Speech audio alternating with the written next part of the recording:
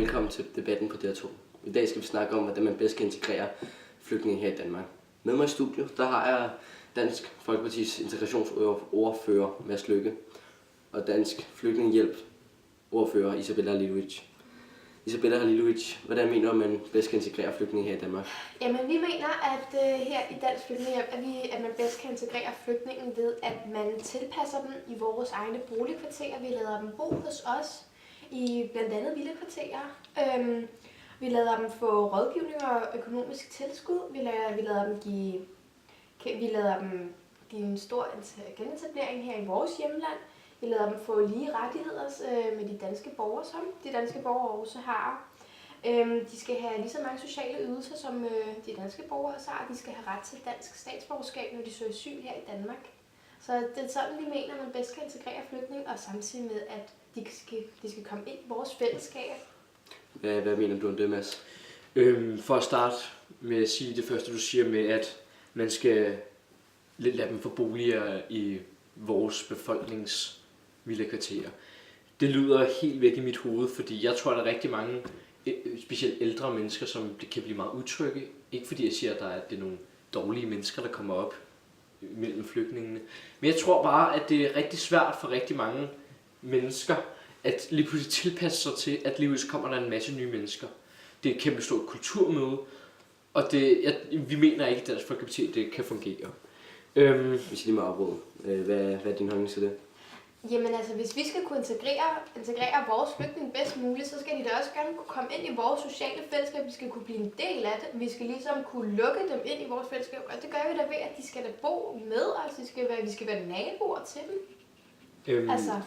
Altså, vi mener, at det er alt for hurtigt bare at sige, når de kommer herop, at du kan bare tage derover og bo sammen med familien Larsen. Altså, det er alt for stort kulturmøde, og vi mener bare ikke, det kan fungere.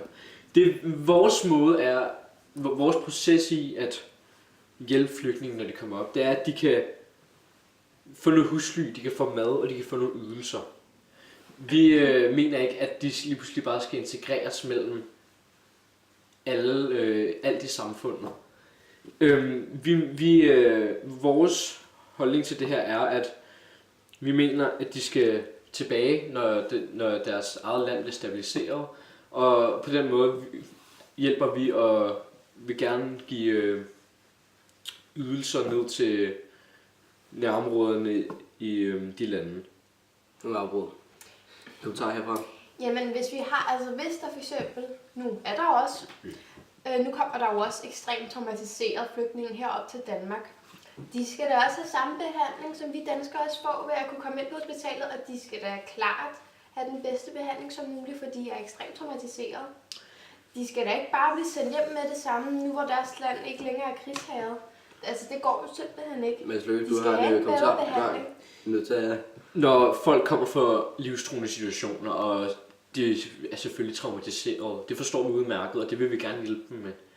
Og de skal selvfølgelig have hjælp, psykologhjælp, hospitalhjælp, hvad de nu end har brug for.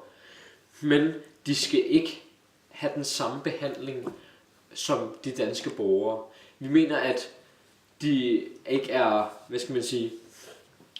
ikke fordi de er mindre værdige, det er de jo ikke, de er jo mennesker som os, men de kommer til vores land, og så må de indrette sig efter, hvordan vores land er bygget op.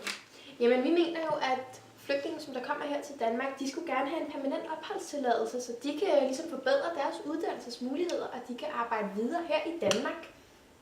Så altså, det har de jo stor ret til at blive og kan gøre. Vi mener ikke, at de har ret til at komme og så bare sige, nu vil vi gerne have statsborgerskab, og vi vil gerne arbejde, og vi vil gerne være ligestillet med de danske borgere.